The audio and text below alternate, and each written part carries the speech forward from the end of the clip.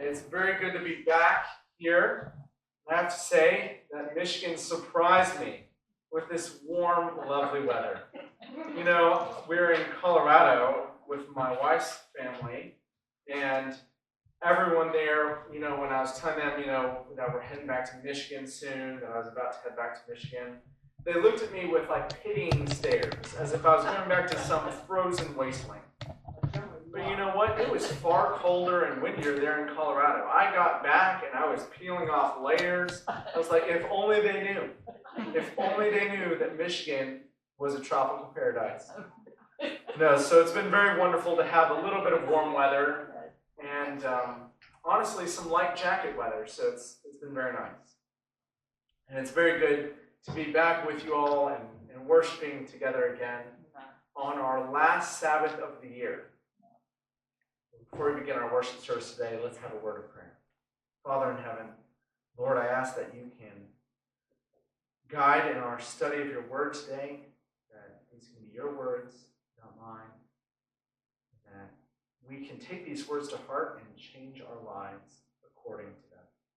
We ask this in Jesus' name. Amen. I have a question. How many of you all have ever made a New Year's resolution? Anyone? Ever made a New Year's resolution? All right, quite a few hands. It's a very time-old, time-tried tradition that has been going back many, many years. And I have to admit that I make New Year's resolutions almost every year. But how those New Year's resolutions end up going is often a different story. How many of you who have made New Year's resolutions have succeeded at keeping them at least 1 year? Anyone? Well, April, I am very proud of you. That has never happened for me. As a matter of fact, I was curious to see how many people are like April and can have their New Year's resolutions completed every year. And I did a little bit of research into New Year's resolutions. So out of North Americans, 72% make New Year's resolutions on a yearly basis, which I thought was quite high. 72%. So most of the country makes New Year's resolutions on a yearly basis. And the reasons for doing so were as follows. The third highest reason was to break a bad habit. The second highest reason was to lose weight.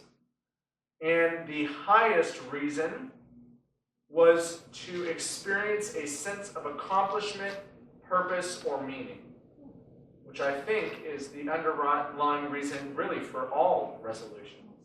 Trying to find a sense of purpose, accomplishment, or meaning.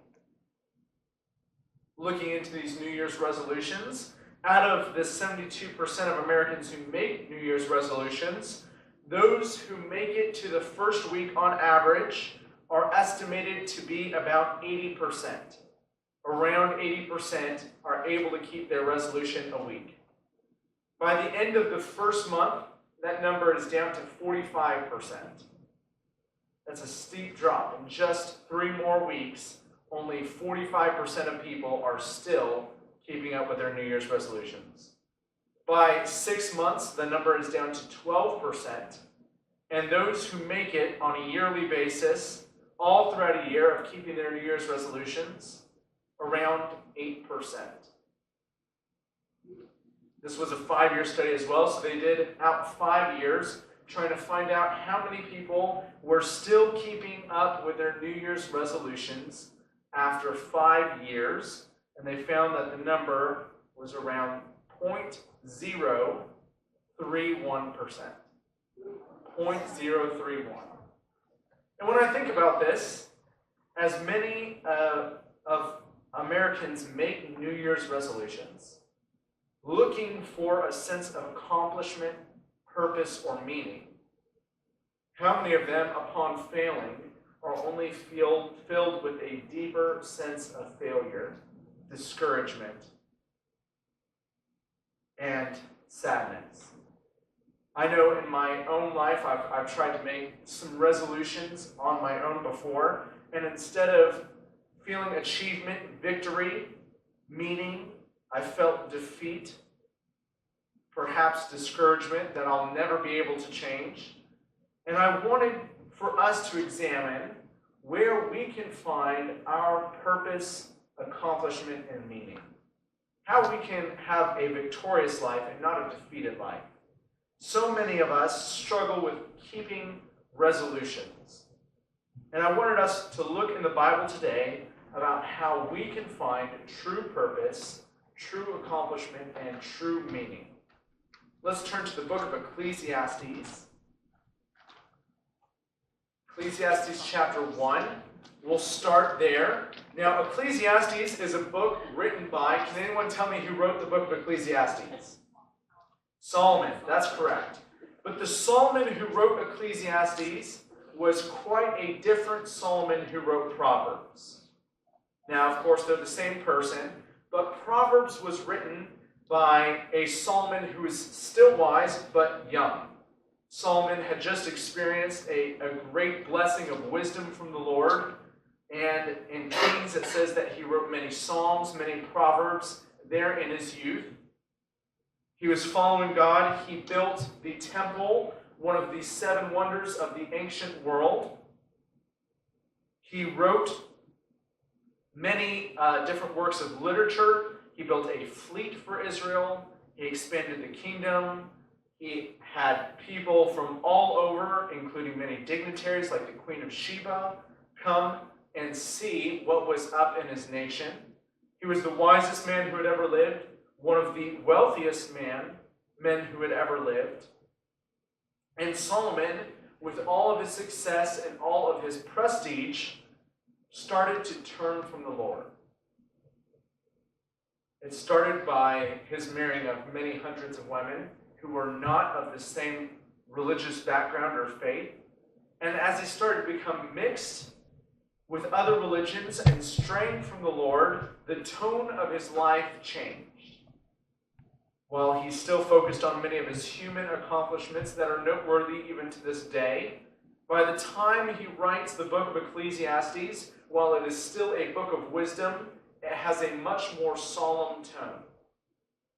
The book of Ecclesiastes is a man who has learned many hard lessons and realized that the wisdom of his experiences are tinted by a life full of failure that is only now ending once again in the Lord's hands.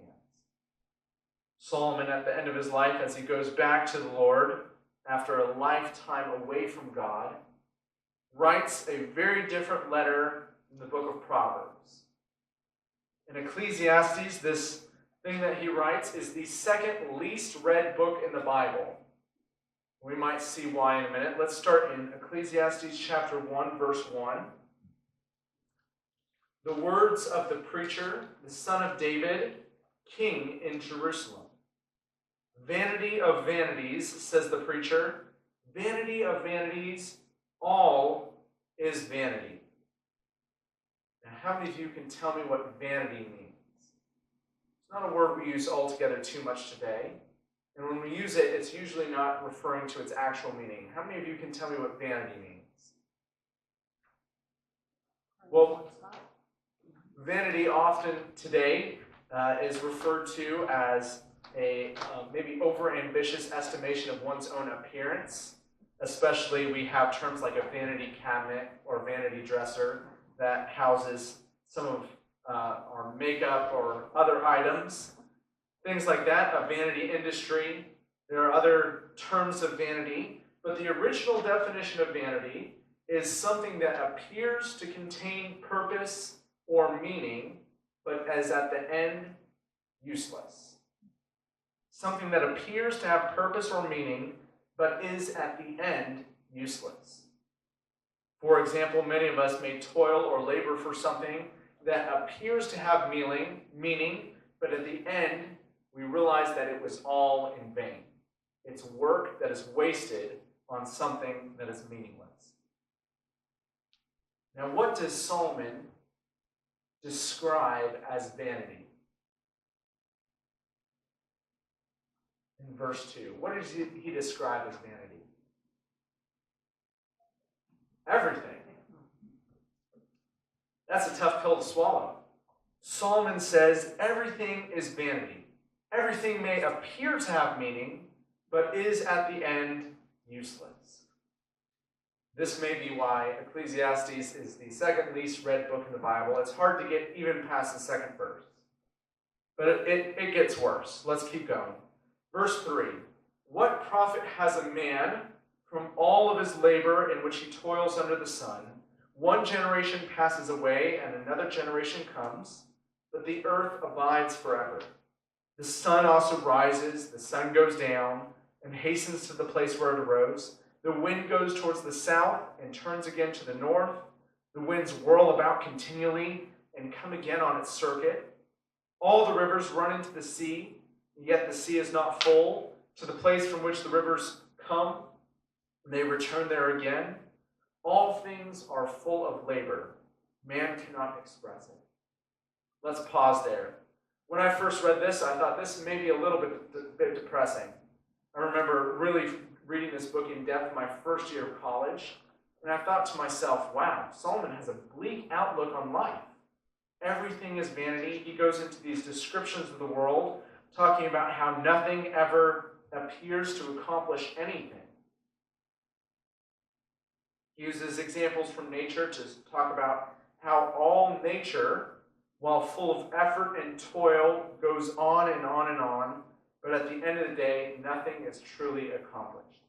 We're all right back where it started. Continues on in verse 8, all things are full of labor, man cannot express it. The eye is not satisfied with seeing, nor the ear filled with hearing.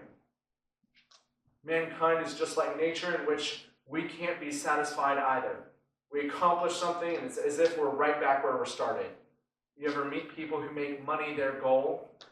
Maybe their goal is at first to get $100,000, and if they get that, they want $1 million. Once they get that $1 million, they want $10 million. Once they get $10 million, they want $100 million. Maybe it's with work promotions. They get one raise to another promotion.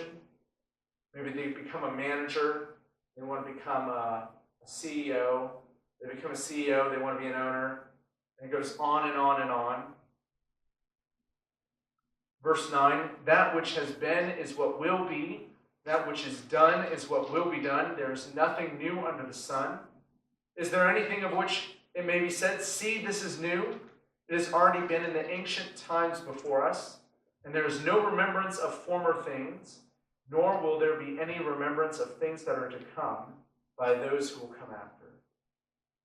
Solomon here is expressing, in this terms of poetry, that everything he sees in the world around us ends in vanity.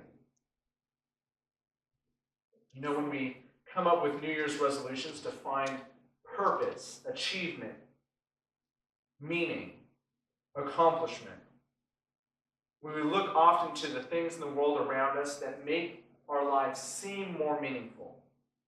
But Solomon, a man who has accomplished it all, who has built things, who has ruled a nation, who has married hundreds of women, who has been rich, who has been wise, who has accomplished all these things, after having accomplished them, feels no more fulfilled, feels no more purposeful than when he began.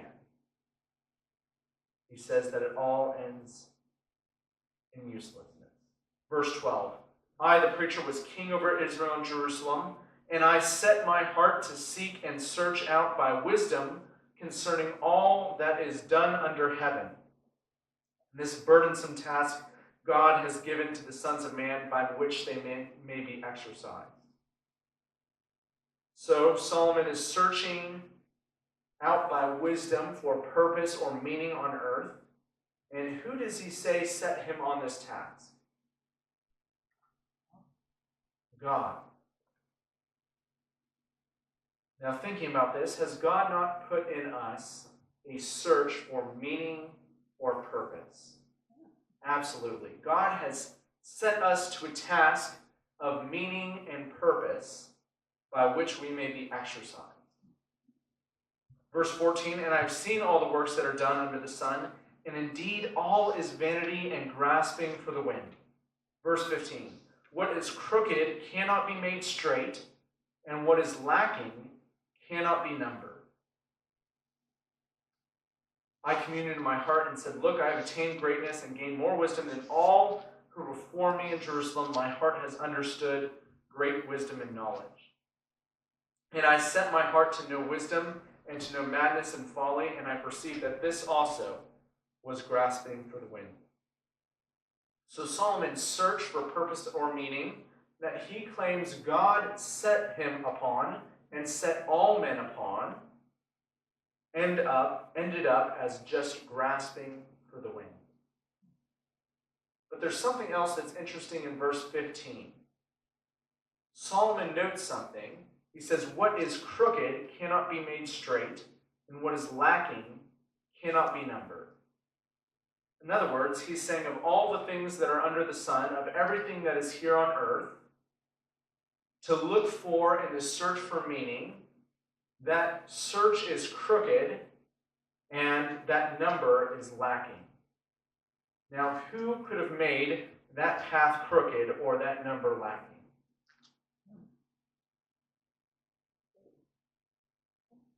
I at first actually thought Satan as well. I thought it must be Satan who has made sure that there is no purpose that could be found on earth.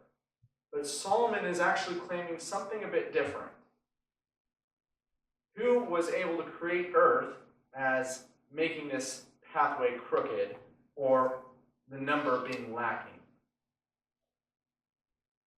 Well, we know that from verse 13, he said that this burdensome task that was set upon, which was specifically said to be burdensome, was something that God had given to the sons of man. And I really struggled with this verse, and I had to go over it a long time, and I even looked at a commentary from Ellen White to help me in searching out from this verse, because I was thinking to myself, how could it be that God would set us upon this task of trying to find meaning or purpose on earth if there was no purpose or meaning to be found? I looked over and over and searched about why God would do this, but I came upon the thought that if we were able to find purpose or meaning here on earth, apart from God, if we were able to find purpose or meaning or accomplishment, how many of us do you think would turn to God, give our lives to Him? I know I wouldn't. If I could find purpose, meaning, accomplishment on my own, if I could have a measure of success and satisfaction in my own works, the things that I had done, how likely would it be that I have turned to the Lord? And Solomon here, in describing his search, says that he has searched everything under the sun, and has found no meaning. He's tried to do it all. He's tried to fulfill all the resolutions that could ever be done, and in all of them, he has found no purpose or no meaning. And after exhausting every other possibility, Solomon turns his eyes back to the Lord. In Ecclesiastes, Solomon will go on to describe all the things that are useless. It's a very interesting book, and I would recommend its study because it often takes us through the mistakes that we hope to miss in life. Solomon has learned his lessons the hard way, and in the book of Ecclesiastes, he takes us through his tough journey and helps us see the things that he realized, the struggles he went through, that helped him realize at the end the only thing that was truly meaningful. He talks a lot about all the things we hold so dear as a human race.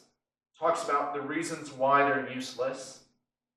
He talks about the God-given task of hard work and how hard work seems to bring a sense of accomplishment until all our work is undone or decays away, and then it is vanity. He talks about leadership. He talks about promises. He talks about even family, and how family, while at first it appears to have meaning, sooner or later all your family will be gone. Your subsequent generations will be gone. The memories that you created together will be gone, and that too will end in vanity. He goes all the way through the first 11 chapters of Ecclesiastes, talking about how there can be no purpose found under the sun, And finally, he ends this search in chapter 12 with his conclusions.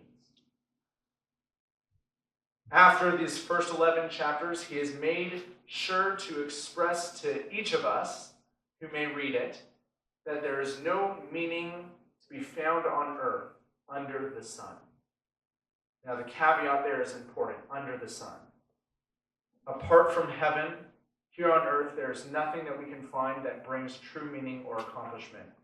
But often when we look for meaning or accomplishment, that is where we as humans turn. Turn to earthly things, earthly resolutions that may help ourselves feel more accomplished, more purposeful. But at the end, Solomon, after his long search, says in Ecclesiastes chapter 12, "Remember now your Creator in the days of your youth, before the difficult days come, and the years have drawn near when you say, 'I have no pleasure in them.'" It becomes clear as Ecclesiastes 12 writes on and on that Solomon is talking about his own life, that he has wasted so many years by looking for purpose everywhere but in his Creator's arms. And now he finds at the end that really his Creator had the only thing of meaning all along. We can skip down to verse 13. Solomon writes after his whole study of the tasks of mankind, he says this in Ecclesiastes 12:13, "Let us hear the conclusion of the whole matter. Fear God and keep his commandments, for this is man's all. For God will bring every work into the judgment, including every secret thing, whether good or evil." That message that he implores us to follow in verse 13 is so powerful. Fear God. What does it mean to fear God? Well, it's not a terror. Fear can be translated from the Hebrew as a respect, or best, maybe in our modern vernacular, as take God seriously. God wants to be taken seriously by us. So often we sideline God to a part of our lives and try to seek meaning and accomplishment and purpose elsewhere. We try to be fulfilled apart from Christ, and we may keep him in a corner of our lives. We may make him a part of our lives on Sabbath one day a week, or maybe in our morning or evening worships, but not throughout the day. But God wants to be everything. You know, if everything on earth is really useless, then Solomon must be right in his conclusion that the only decision that truly matters in life is the decision we make about God. The only decision that has true meaning, the only decision that we can take beyond our time on earth, our short period that we've been given to live, is the decision we make on whether or not we will make God everything. Fear God and keep his commandments, for this is man's all. He will bring every work into the judgment, including every secret thing, whether good or evil. You see, our human resolutions are often designed to plaster over parts of our lives and make us look like we are fulfilled, like we have accomplishment, like we have meaning. Several members of my family are involved in dentistry. My dad's a dentist, and my older brother's studying to be a dentist. And while I don't claim to be an expert in dentistry, I know some of the fundamentals. And I don't notice little things in people's teeth like my dad does, but a few months ago, maybe a month and a half ago, I was studying with a man who had one of the worst dental conditions I've ever seen. His teeth were dark brown. They were obviously decaying, rotting actively, and they were getting thinner. His gums were receding and were not red, but yellow. And these dark brown teeth stuck in these yellow gums. I usually don't make any comments about people's appearance because I don't want them to feel uncomfortable, but I felt I was obligated as a fellow human being to implore this man to seek professional help.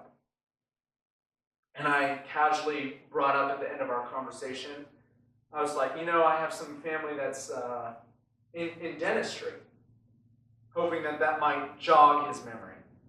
And he said, oh, yes, I need to go see a dentist. And I was like, oh, good. He sees this too. I was like, that's good. He knows that he needs help. And he said, yes, I need to go see a dentist. My teeth are a bit stained, and I need to get some veneers to cover it up. Well, I could tell, I'm, again, no expert, but I could tell that the problem of his oral health was going to be a lot deeper than just veneers. But how many of us ever do that in our spiritual life?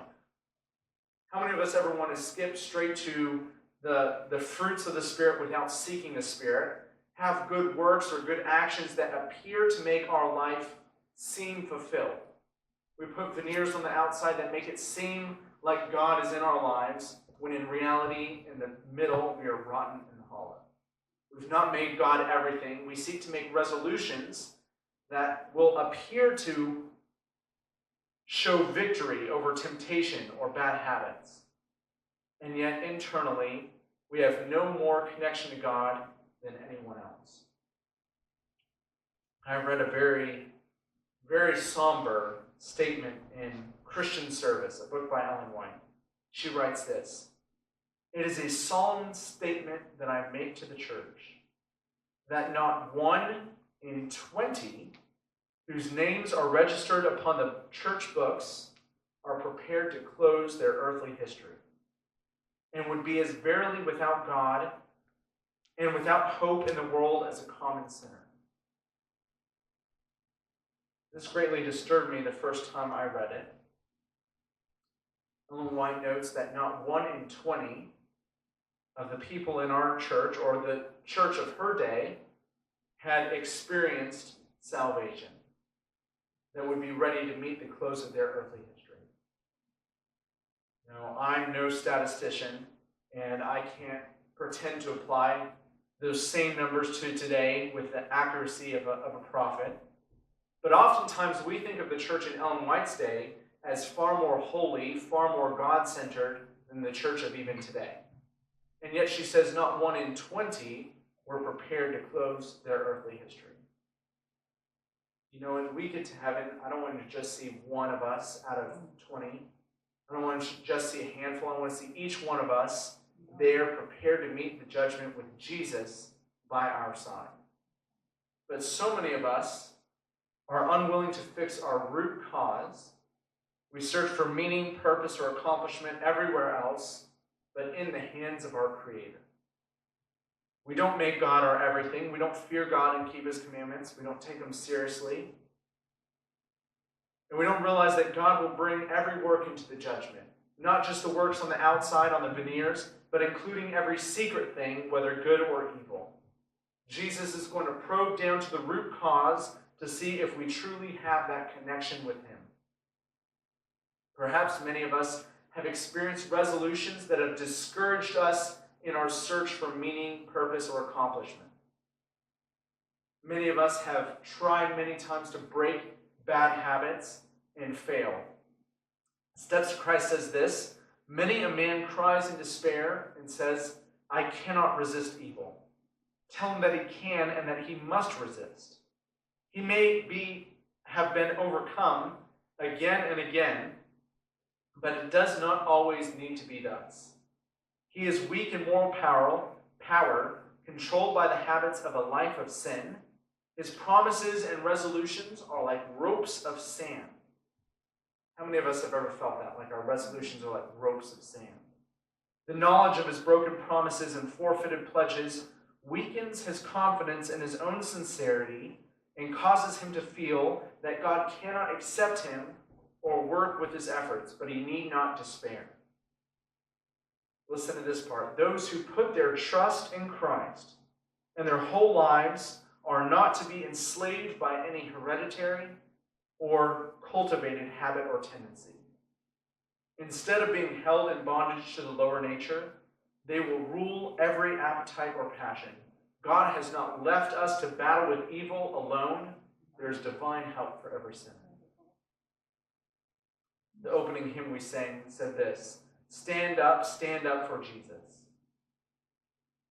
Stand in His strength alone. The arm of flesh will fail you. You dare not trust your own.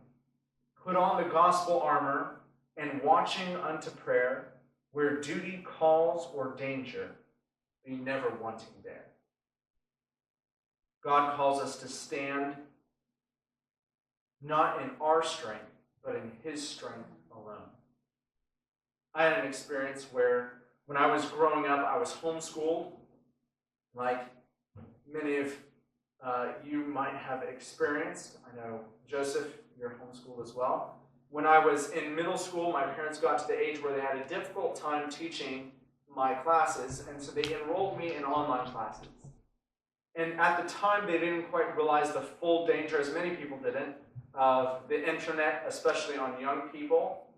And while I was on these online classes, and my teacher was yodeling on about something that was too boring for me to pay attention to, I would switch over and start playing some games or watching some movies. And it took a short amount of time for this to control almost every area of my life. When I woke up to have devotions in the morning, it seemed less interesting. And I was in conflict because I knew the things that I was watching and the things that I was witnessing were not up to the standards that I knew I should have as a Christian. They were not things that Jesus would have approved of. And in doing this, I tried many times, I can't tell you how many times, to overcome in my own strength or with my own resolutions. Almost every year, I made a New Year's resolution not to waste any more time on the computer anymore. I would smash different computers, but over and over and over, I failed to commit this problem fully to the Lord. I sought accomplishment, purpose, or meaning on my own. I sought to overcome in my own strength, and I failed again and again. I would try to surrender it to the Lord as well, but I never wanted to make God my all. I wanted to make him my son or my most. But when the time would come that God called me to do something that was a little too uncomfortable, I wandered from his leading. Sometimes God would call me to apologize to someone that I knew I had wronged and needed to apologize to, but I thought that that was too humiliating. Other times, God would call me to go seek help or accountability from others, but I thought that that too was too humiliating to admit that I had a problem and needed help. This went on until my first year of college, and I read the book of Ecclesiastes, and I realized that there was nothing I could do on my own. There was nowhere on earth I could go to find purpose or meaning without making God my everything. I decided to give God everything, and whatever he asked me to do, it didn't matter how much I didn't want to do it.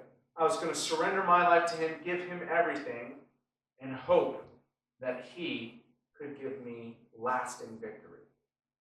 And for the first time in my life, that's exactly what I experienced. Lasting victory.